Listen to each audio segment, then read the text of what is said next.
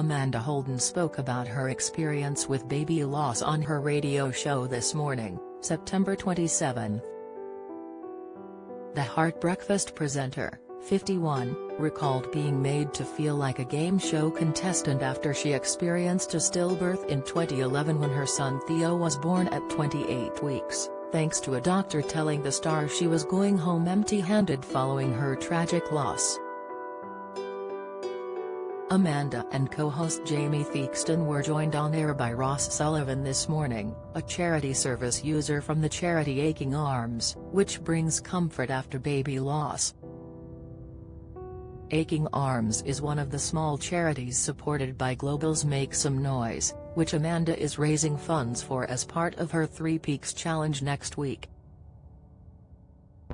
Speaking live on air this morning, Amanda recalled her awful experience and her hopes people will learn to avoid the triggering language used with her in the wake of her loss, adding how the charity she is working with will be helping people to avoid and educate them on how best to deal with something so awful.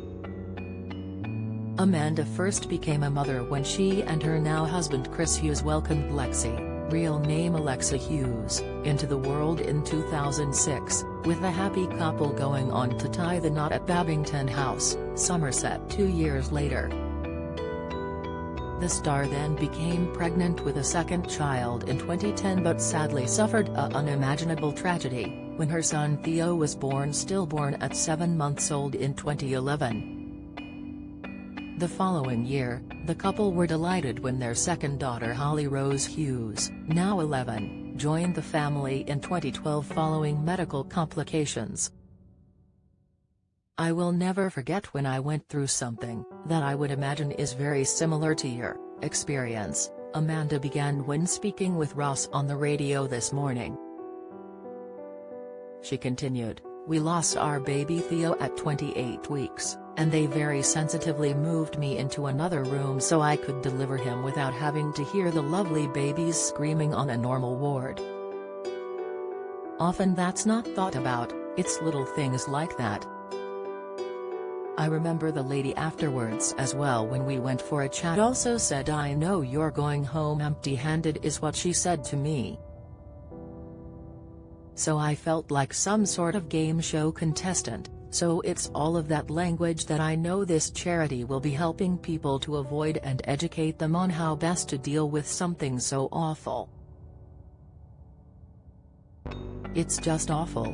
Earlier this year, Amanda was flooded with support from her Instagram followers, as she posted a photo of tiny footprints on what would have been Theo's birthday, captioning the post, "You would have been 11 today.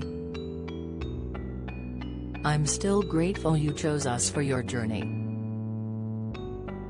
#Theo.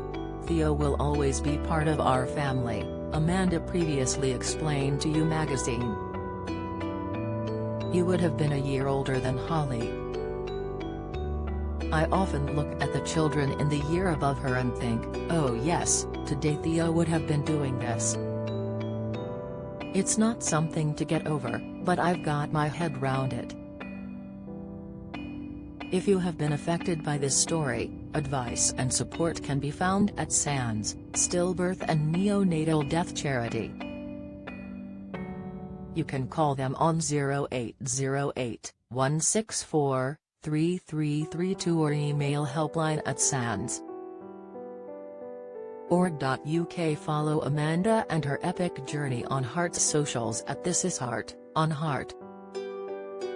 .co.uk and by listening to Heart, the home of feel-good music, on 96 to 107 FM, on DAB digital radio right across the UK, on Global Player on your smart speaker, play Heart, iOS or Android device and at heart.co.uk.